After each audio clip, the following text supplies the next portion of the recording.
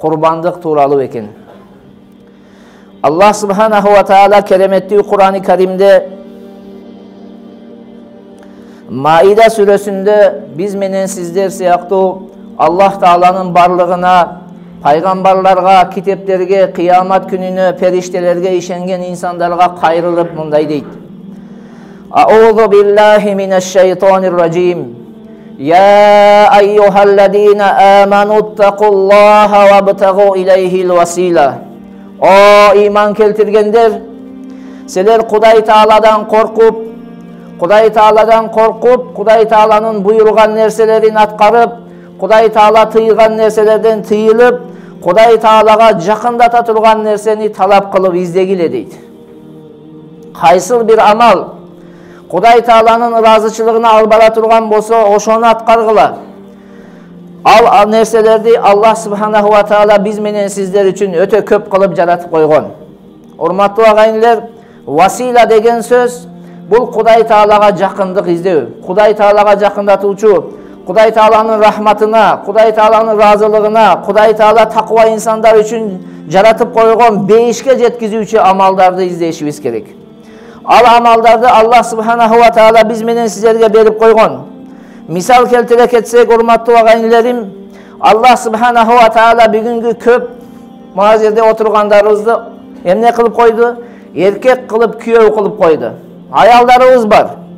Мына ушул аялдарыбызга анын акысын берүү менен бейишке жетүүбүздү издешибиз керек. Аллах субханаху ва таала кээ-бирлерибизди ата кылып койду. Бизге ата кылып коюп, уулдарыбызга туура тарбия берүүдү себеп кылды бейишке кирүүгө. Аллах субханаху ва таала кээ-бирлерибизди уул кылып койду, мына жаш жигиттерди. Ушуну себеп, жаштыкты себеп кылды эмне үчүн? Ата-энесине жакшы мамиле кылып бейишке кетүү үчүн. Кээ-бир инсандарга Аллах субханаху ва таала кесип берип койду. Ал кесипти мыкты майын чыгарып, аябай жакшы мыкты шарият көрсөткөн эрежеде аткарып, эмне кылыш керек? Ошол кесипти өзүнүн бейишине киришине себеп кылыш керек. Кээ-бир инсандарга Аллах субханаху ва таала байлык, бийлик берип койду. Ошол байлык, бийликти Кудай Тааланын жолуга жумшоо менен бейишке жетиш керек. Кыскасы, Аллах субханаху ва таала биз менен сиздерге өтө көп мүмкүнчүлүктөрдү берген. Көп василаларды берген, себептерди. Кудай Тааланын разычылыгына жеткизе турган жолдордун саны көп. Намаз окуу Кудай Тааланын разычылыгына жеткизет. Орозо тутуу Кудай Тааланын разычылыгына жеткизет. Зекет берүү Кудай Тааланын разычылыгына жеткизет.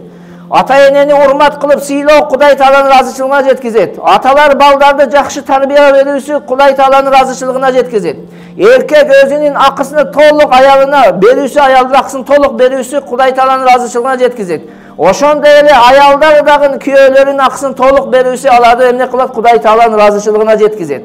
Кыскасы, Кудай Таала разы боло турган жолдордун өтө көп. Мына ошолордун бири курбандык, урматтуу агайындар.